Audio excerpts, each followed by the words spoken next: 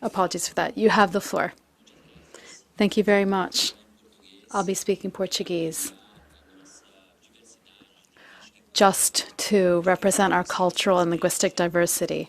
Thank you very much, Chair. I would like to congratulate the representative of South Africa for her election. It's encouraging to see a woman be elected to such a significant role in terms of global governance. In terms of our session and the leading questions, the CSIPM, which is a diverse and pluralistic mechanism made up of 11 sectors and 17 subregions from all over the world, would like to express its solidarity with the people of Palestine.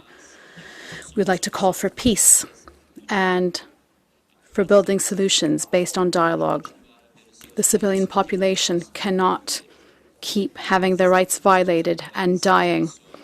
It is necessary that we halt the upsurge of attacks and pressures so as to guarantee the humanitarian assistance necessary for the provision of food, water, and a dignified life. As we've done in the past, we would like to say again that food cannot be a weapon of war. However, we've seen the situation worsen. Food has been used as an instrument of torture, oppression, and for demeaning treatment. There are many parts of the world where conflict has worked to the detriment of the realization of the right to food. Our message as the CSIPM to the CFS is that peace should be the way forward in order for us to eradicate hunger and thirst, and that the CFS now has a better opportunity to promote in a coordinated fashion the right to food as an instrument through which to respond to multiple crises. We have also gleaned from our active listening processes that there has been a rise in debt and an increase in the concentration of power and land on the part of corporations.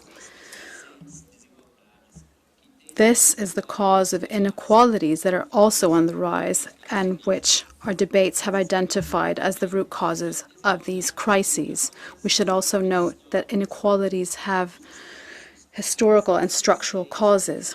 Efforts are still insufficient for us to be able to overcome sexism, the patriarchy, racism, xenophobia, and sexual violence, gender-based violence, and violence against physical diversity. Our communities and territories have fed back the sense that urgent measures are needed, concrete and pragmatic measures to address critical issues so that we can live free of hunger and thirst. We recognize the challenge that we have in understanding the interdependence with food systems. However, while a few benefit, many more go hungry. We in the CSIPM believe in the importance of dialogue with other civil society and indigenous peoples fora who are advancing the fight in these aspects of global governance so that we can strengthen a coordination approach that offers integrated responses that are deeply, in fact, impactful and based on the right to adequate food.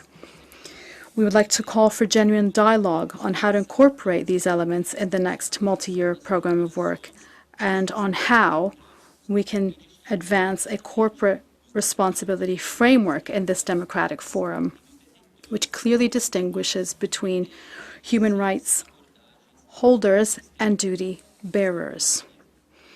At a time when multi-stakeholder-based approaches are gaining ground. We would like to mention Orisha Omalu from our worldview, who represents healing and care. It is time that we fix our policies so that our existence as an ethical project for civilization can be based on a full, rich life. I'll give the floor to my colleague Musa for a greeting to the elected chair. Thank you very much, Chair. If you could permit us, please, we want to extend our deepest gratitude to the new chair of the CFS. She's a great fit for the job. and we want to congratulate her on behalf of the CSIPM, the Africa CSIPM. We would pray for her, for God to give her the strength to carry on the work from where you stopped.